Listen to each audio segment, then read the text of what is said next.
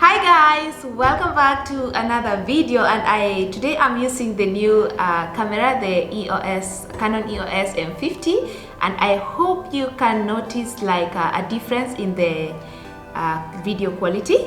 If you do, please give it a big thumbs up or let me know in the comment section down below. So in this video today, I'm going to be sharing with you the reason why I chose to end my contract in Qatar, coming right up.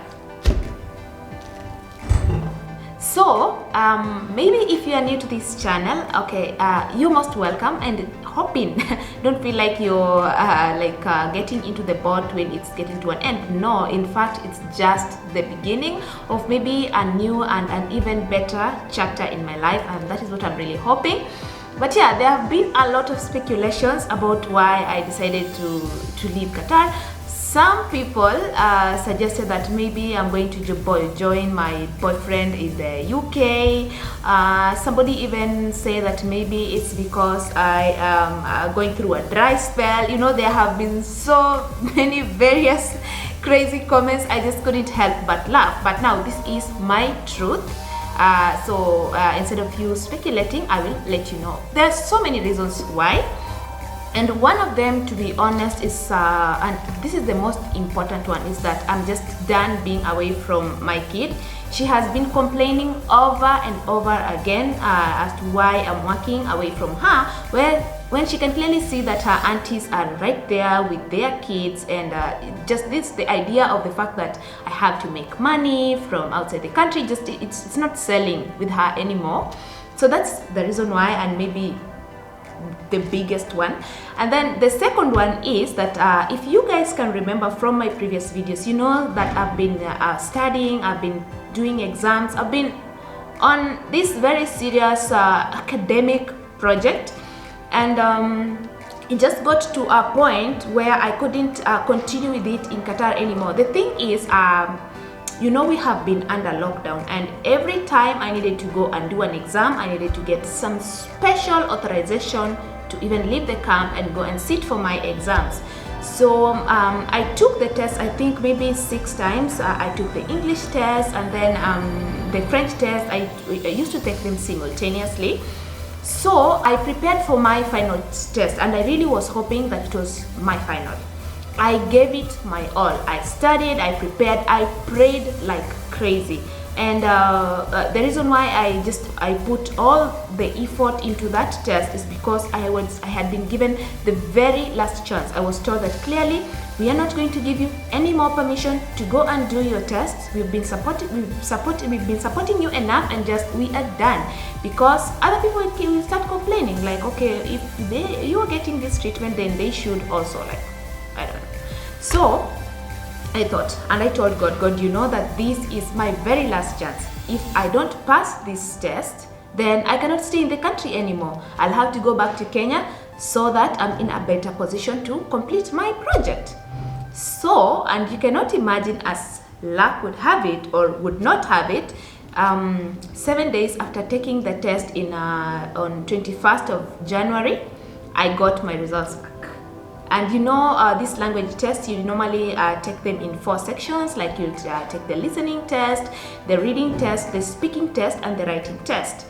So I did very well in the speaking. I did very well in the reading and the listening section. I did fairly well in the speaking section, although I spoke so eloquently. I couldn't even believe that was me speaking French. I did not stick to the topic. I was kind of off topic, and as much as I was speaking and conversing very well, I lost the points for coherence and cohesion, and I ended up getting a 6, and I needed to get at least a 7. So that automatically just disqualified everything. And then also the writing section, I did not finish it.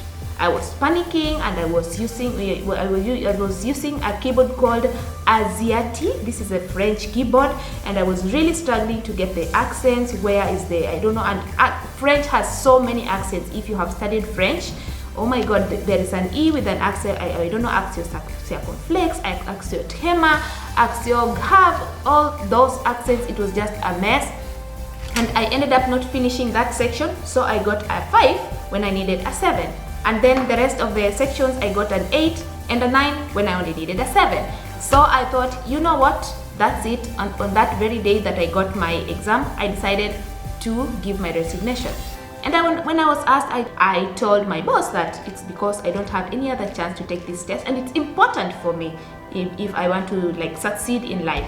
So that is there now the reason now, the very reason that made me take the decision even sooner than I would have to, because initially I was thinking that maybe I would be done with this whole project by August, and then I would just leave. By then I would have saved up enough money, I would have done everything that I needed to do. But sometimes, you know, our ways are not God's ways, and our plans are not God's plans. God has his own plans, and I told God, I prayed, I put every effort into this test, and I still did not get this points that I expected.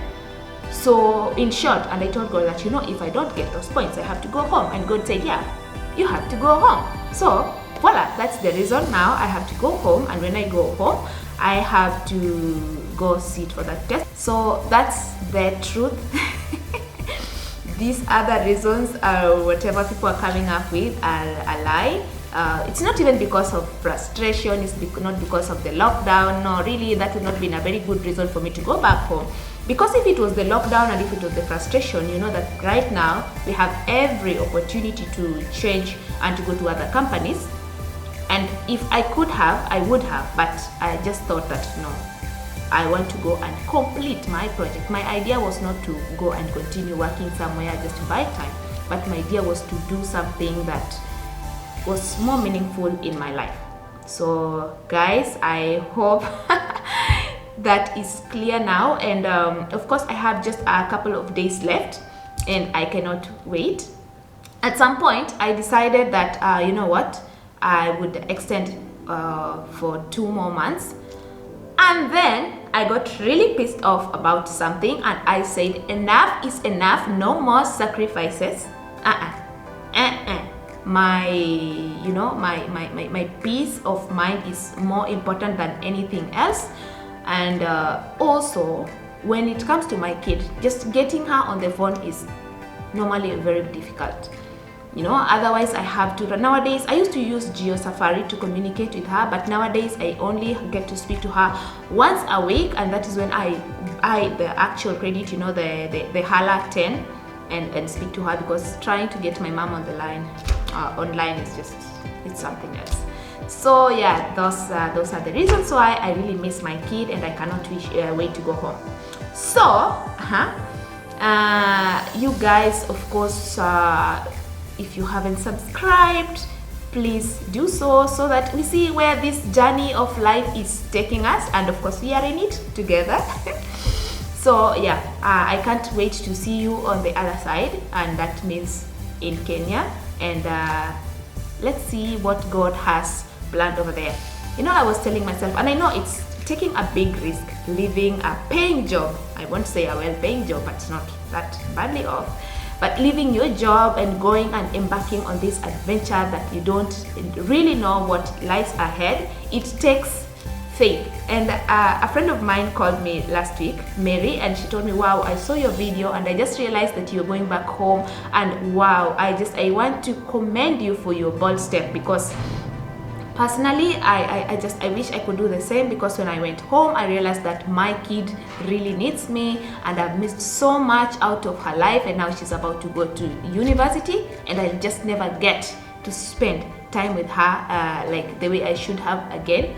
So I felt that, wow, that is one person that was cheering me on, because you know, some people would be like very critical, like, oh, how could you do, Many people think that they know what is best for you better than you know yourself. But getting that one person on my corner and cheering me up and telling me, you go girl, do what you have to do, and if it's for your kid, do it, and she will thank you later. So I've made enough sacrifices anyway. 3 weeks, or not 3 weeks, almost 3 years that I've been away from my family, that I've been away from my kid, and the most I've really spent with her in these 3 years is like 20 days or something like that. So that's enough, and you guys will get to see so much of her, and I know that she's adorable. So if you like look forward to that, please hop in and turn on your notifications so that you will be notified whenever I upload a new video. And of course, in the month of April, I'm challenging myself because by then I'll be as free as the air or as a bird, and I will be posting videos every day. That's a challenge for the month of April. So turn on your notifications and so that you'll be notified as soon as another video lands. And of course, those videos are going to involve so much of me and my family, and family is just everything. And I'll stop babbling at this point. And yeah, wow, see you guys on another video, and bye.